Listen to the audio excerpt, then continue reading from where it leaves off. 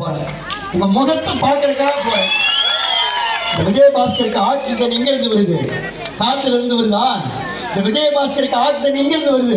உங்க முகத்துல இருந்து வருது, உங்க புன்னகையில இருந்து வருது, உங்க சிரிப்புல இருந்து வருது. இந்த ஆத்தா வந்து, சாமி நீ ஜெயிச்சிருவ சாமி, நீ போயிட்டு வா சாமி, இந்த ஆத்தா என் கண்ணத்தை பொழிச்சு வருடுற இந்த ஆத்தா கையில இருந்து வருது.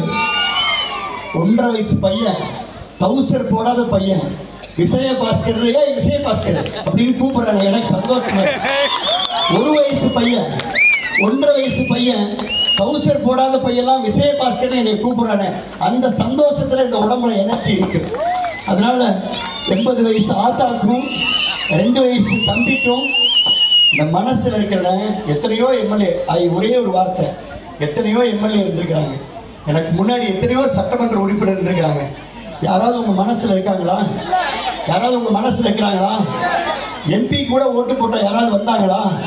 யார் பேரையும் சொல்ல விரும்பல. விஜயபாஸ்கர் உழைக்கிறனா, விஜயபாஸ்கர் ஓடுறனா, தேருக்கு வர்றனா, திருவிழாவுக்கு வர்றனா, ஜல்லிக்கட்டுக்கு வர்றனா, கொரோனாவில் வந்து நின்னனா, கஜா புயல வந்து நின்னனா, கஷ்டத்துல துணை நின்னனா, விளையாட்டு போட்டிக்கு வர்றனா, கோயில தண்ணி ஊத்துறதுக்கு வர்றனா, கபடி போட்டிக்கு வர்றனா, கிரிக்கெட் போட்டிக்கு வர்றனா, காது குத்துக்கு வர்றனா, சடங்குக்கு வர்றனா, வளைகாப்புக்கு கூட வர்றேன். விஜயபாஸ்கர் எல்லாத்துக்கும் வர்றேன், எல்லாத்துக்கும் வர்ற விஜயபாஸ்கர் தேர்தல் நேரத்திலையும் வர்றேன்.